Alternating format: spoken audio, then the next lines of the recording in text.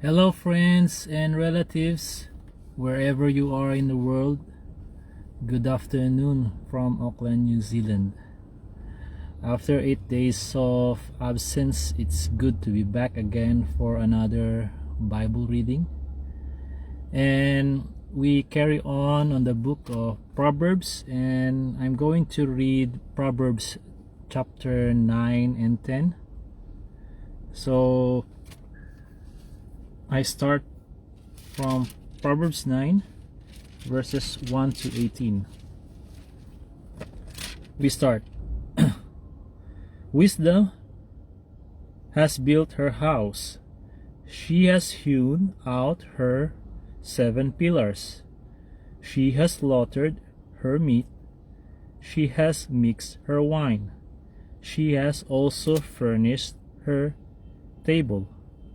She has sent out her maidens. She cries out from the highest places in the city. Whoever is simple, let him turn in here. As for him who lacks understanding, she says to him, Come, eat of my bread and drink of the wine I have mixed. Forsake foolishness and live, and go in the way of understanding. Verse 7. He who corrects a scoffer gets shame for himself, and he who rebukes a wicked man only harms himself. Do not correct a scoffer, lest he hate you. Rebuke a wise man, and he will love you.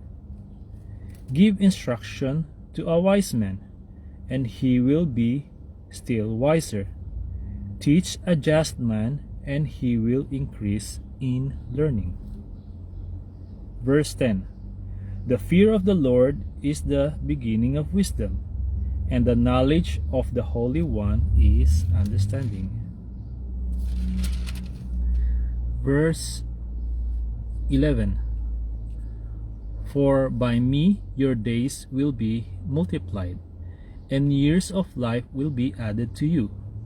If you are wise for yourself, and if you are scoffed, you will bear it alone.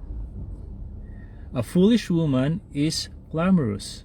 She is simple and knows nothing, for she sits at the door of her house, on a seat by the highest places of the city, to call to those who pass by, who go straight on their way. Whoever is simple, let him turn in here. And as for him who lacks understanding, she says to him, Stolen water is sweet, and bread eaten in secret is pleasant. But he does not know that the dead are there, that her guests are in the depths of hell.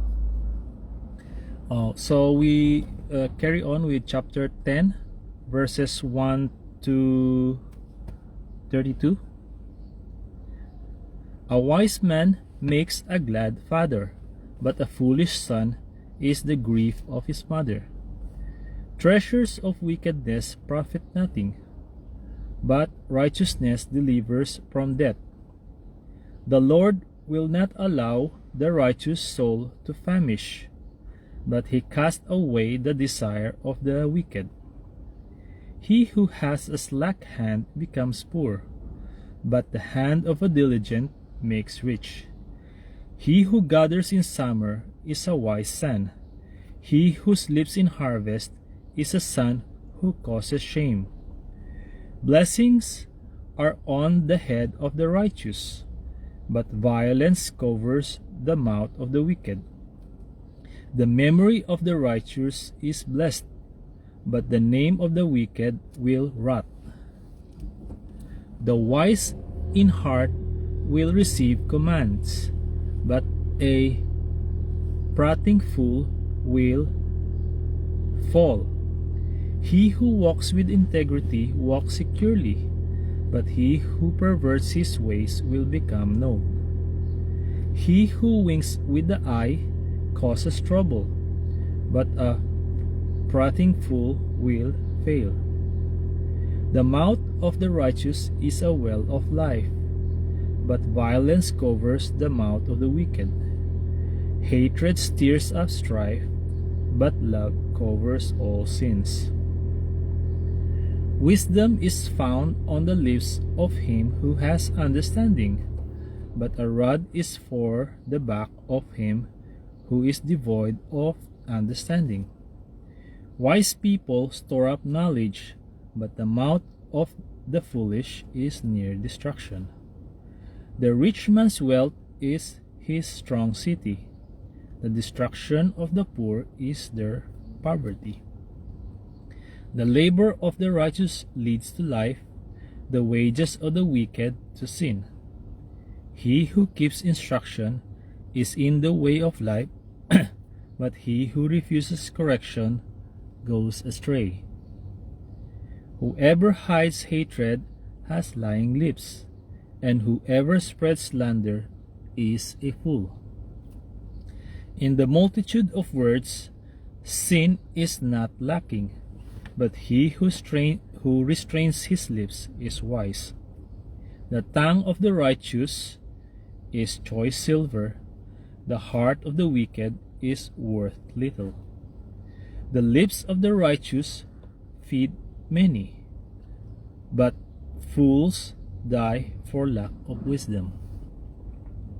The blessing of the Lord makes one rich, and he adds no sorrow with it. To do evil is like sport to a fool, but a man of understanding has wisdom. The fear of the wicked will come upon him, and the desire of the righteous will be granted. When the whirlwind passes by, the wicked is no more, but the righteous has an everlasting foundation. As vinegar to the teeth and smoke to the eyes, so is the lazy man to those who send him. The fear of the Lord prolongs days, but the years of the wicked will be shortened. The hope of the righteous will be gladness, but the expectation of the wicked will perish. The way of the Lord is strength for the upright, but destruction will come to the workers of iniquity. The righteous will never be removed, but the wicked will not inhabit the earth. The mouth of the righteous brings forth wisdom, but the perverse tongue will be cut out. The lips of the righteous know what is acceptable, but the mouth of the wicked what is perverse.